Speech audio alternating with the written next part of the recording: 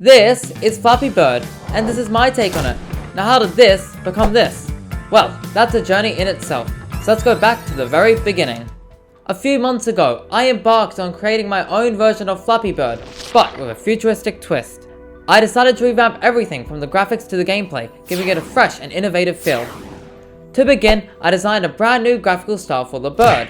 Except, I didn't go for a bird, instead opting for a robot drone. This design came out really cool, but annoyingly to me, this choice did set the tone for the rest of the game. Moving on to the gameplay, I introduced a significant change. The bird was no longer restricted to just vertical movement. It could now roam freely. To retain some of the difficulty from the original Flappy Bird, I made the movement of the player a bit slippery. But, of course, our robot drone needs obstacles to dodge. I asked myself, what's more advanced than giant pipes? Enemies, of course. So I created various types of enemies with unique behaviors. I also gave them this cool appearance that combined organic and inorganic elements. My personal favorite is the squid, but the bird one is also kinda cool. Yet there was still a problem to address. See, in the original Flappy Bird, when you touched the side of the screen, the bird would die. Now let's see what happens in this game. As you can probably tell, I didn't program anything to happen, so let's fix that. Instead of dying, I made it so that the player would bounce off the walls. I must say, I'm quite proud of this implementation. The harder you hit the wall, the higher the bounce, resulting in a more enjoyable and dynamic movement experience. Moving on, I decided that it was time to end the simple grey background.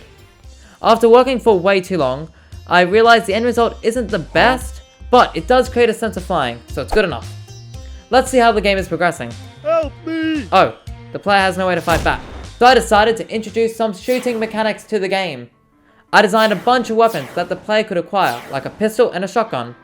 All of these weapons have a new unique look, and I even added these power-ups that allow the player to switch between the weapons. Now, how to gain ammo. I was thinking about this for a while, as I didn't just want the player to collect it like in any other game. I wanted this game to be unique.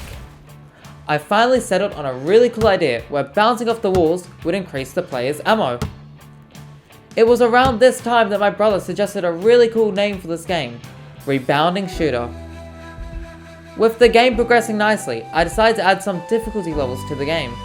There is easy, medium, and hard, and these impact the speed of the game and the background. At this point, I thought I could wrap up the game, but then my good old friend Scope Creep paid a visit. I added a series of levels that would alter the gameplay by imposing restrictions. Some of these include disabling the power-ups or forcing the player to use the shotgun weapon. To make completing these levels feel rewarding, I made 3 additional super cool weapons that the player unlocks when they finish 3 of the levels. Among them, my personal favorite is the nuclear pulse weapon. I mean, look how cool it is. This is where I finally stopped development for the game, but I did have some more additions that I would have liked to add. I was going to add a final boss fight, and now thinking about it, one of the game modes really should have copied the movement from Flappy Bird.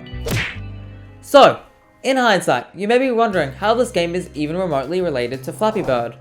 The only 2 similarities are that the screen automatically moves to the left, and if you squint just hard enough, one of the enemies looks like the bird.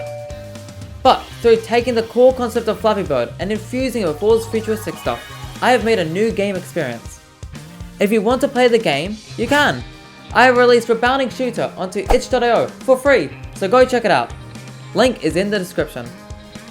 Thank you for watching this video to the very end, and if you enjoyed and want to see more exciting content like this, please remember to hit that like button and subscribe. Anyway, see ya!